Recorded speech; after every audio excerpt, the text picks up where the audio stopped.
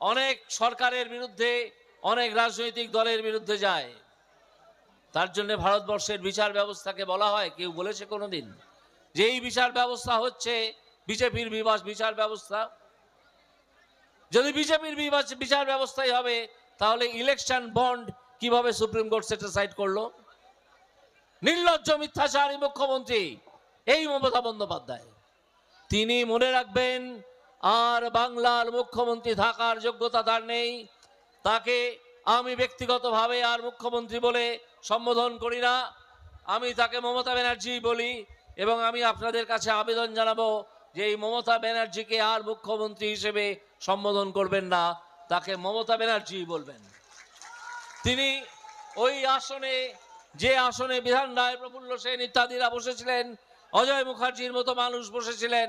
এই অজয় মুখার্জি এই তমলুকের মানুষ।